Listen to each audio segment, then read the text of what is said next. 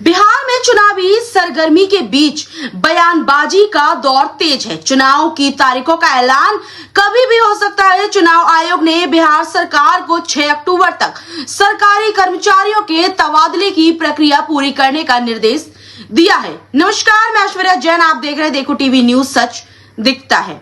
इधर चुनाव से पहले नीतीश सरकार ने पूर्णिया सांसद पप्पू यादव की सुरक्षा घटा दी है। इसी साल 10 अगस्त को ही उनकी सुरक्षा बढ़ाई गई थी। बीजेपी ने बिहार चुनाव के लिए धर्मेंद्र प्रधान को प्रभारी बनाया है। CR पाटिल और केशव मौर्य को सह प्रभारी बनाया गया है। मीडिया प्रभारी संजय मयूख ने ये जानकारी दी है। धर्मेंद्र प्रधान का बिहार से गहरा नाता रहा है। साल 2012 में वे बिहार से राज्यसभा सांसद चुने गए और 2014 में लोकसभा चुनाव में बीजेपी की जीत में अहम रणनीतिकार रहे थे। जब भी बीजेपी और जदयू के बीच तनाव की स्थिति बनी तो धर्मेंद्र ने संकट मोचक की भूमिका निभाई। राजनीति के जानकार कहते हैं कि धर्मेंद्र प्रधान की मुख्यमंत्री नीतीश से नजदीकी और बिहार की जमीनी समझ उन्हें एनडीए के लिए महत्वपूर्ण बनाती है। मुजफ्फरनगर में गुरुवार को एनडीए कार्यकर्ताओं ने सम्मेलन में जमकर हंगामा हुआ।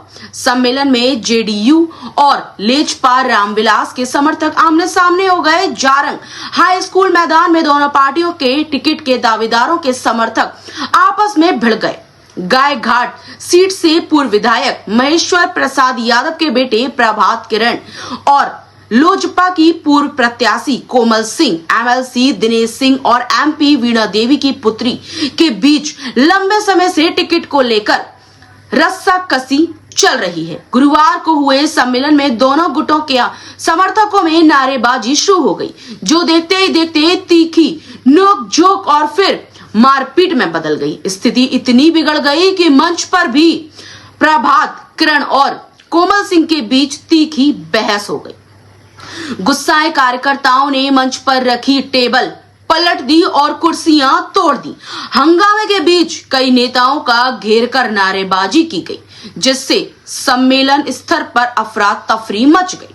हंगामे में 12 लोगों के घायल होने की खबर है।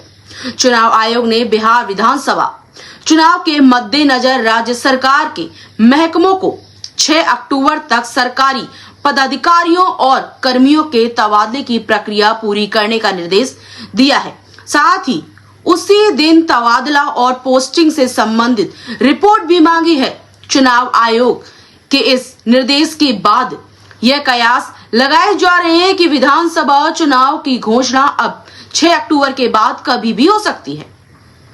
निर्देश में यह भी कहा गया है कि किसी भी अधिकारी या कर्मी का तबादला उसके गृह जिले में नहीं होना चाहिए। साथ ही जिन अधिकारियों और कर्मियों का कार्यकाल 30 नवंबर तक 3 साल पूरा हो रहा है, उनका ट्रांसफर जरूर किया जाए।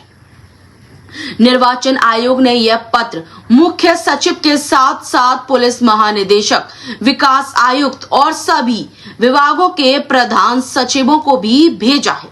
इस बीच चुनाव आयोग की टीम मुख्य चुनाव आयुक्त के नेतृत्व में कभी भी बिहार आ सकती है।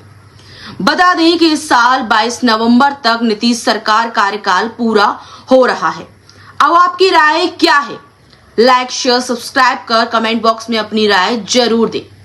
वीडियो को हाइप करना ना भूलें। देखो टीवी न्यूज, सच दिखता है। धन्यवाद।